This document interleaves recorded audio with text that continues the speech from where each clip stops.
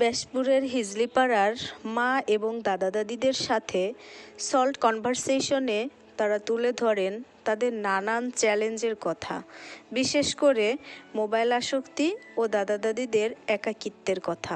না, আমি অনেকদিন যাবৎ দেখতেছিলাম আমার এলাকায়, মানে আমার গ্রামে বাচ্চারা মোবাইল ফোনে অনেক আসক্ত। আমি চিন্তা করলাম আর গ্রুপ সলভ করে শুনলাম, বুঝলাম যে বাচ্চাদের কিভাবে মোবাইল ফোন থেকে দূরে রাখা যায় এবং পড়াশোনা করানো যায়, পড়াশোনার প্রতি আগ্রহ, যাতে ওদের যেন পড়াশোনার প্রতি আগ্রহ হয়। সেই জন্য আমরা গ্রুপ সলভ করে আমরা একটা সিদ্ধান্ত নিলাম যে আমরা এক জায়গায় আমি বাচ্চাদেরকে পড়াবো। বাচ্চাদেরকে পড়ানো শুরু করার পরে বাচ্চারা আমার কাছে পড়া শুরু পড়লো।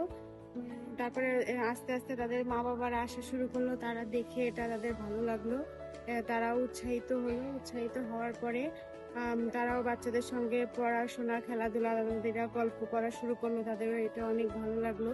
আমাদেরকে দেখে বাচ্চাদের দাদা দাদি তারা প্রত্যেকে গল্প শোনায়। মাসে 2বার গল্পের আসর বসায়, 2বার, প্রথম সোমবার আর দ্বিতীয় সোমবার। আমাদের বাড়ি এই আসর বসে, তাই আগে গল্প টল্প সব পুরেই গেছে, এখনো গল্প করার মতো নাই। আমাদের বাচ্চাদের দাদিরা আগে গল্প শোনাইতেন, তো বাচ্চাদের গল্প শোনানোর পরে তাদের গল্প শেষ হয়ে যায়। শেষ হওয়ার পরে আমরা গরিবারকে বলছি একটা 50টা বই দেওয়ার জন্য। সেই বইগুলা দেওয়ার পরে বই পড়া শেষ হয়ে গেছে, বাচ্চারা বইগুলা জমা দেওয়ার পরে ফিরে তারা একটা লাইব্রেরি দিয়েছে।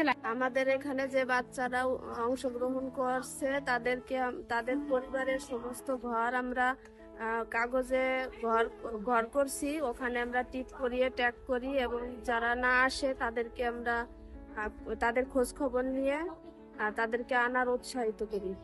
আমরা মায়েরা দেখেছি যে অনেক বাচ্চারা রিডিং করতে পারছে না, এতে আমাদের মনে হয়েছে যে ওরা হয়তো নিয়মিত বই পড়ছে না।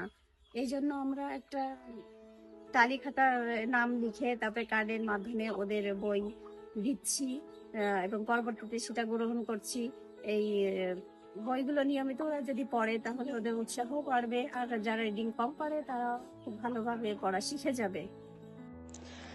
লাইব্রেরি কার্ডের মাধ্যমে শুধু যে বাচ্চারা বই নিচ্ছে এমনটা না, মায়েরাও সমানভাবে আগ্রহী এবং তারাও নিয়মিত বই নিচ্ছেন। এই বইগুলো হচ্ছে বাচ্চাদের জন্য। তারপরে আমি একটা নিয়েছি জমিদার বাড়ির, পড়তে ভালো লাগে, আমার অনেক ভালো লাগে এই জন্য নিয়েছি। তো আমরা চাচ্ছি যে সবাই মিলে যদি একটা পুরস্কার দেওয়া হয়, অবশ্যই মনে হয় এরা আরো বেশি পড়ালেখার জন্য আগ্রহী বেশি থাকবে। তো আমি সবাইকে বলার পরে তারা সবাই বললো যে হ্যাঁ, তাহলে এটা আমরা শুরু করি। তো আশা করি সামনে আরো কিছু করার জন্য চেষ্টা করব। তবে প্রথমত এই পুরস্কারটা দেওয়ার জন্য আমরা বেশি আগ্রহী। আমাদের বাচ্চারা এখন মোবাইল বেশি দেখে না, খেলাধুলা করে, লেখাপড়া করে, জন্য আমাদের অনেক ভালো হয়েছে এবং সবার সাথে সবার একটা ভালো সুসম্পর্ক তৈরি হয়েছে।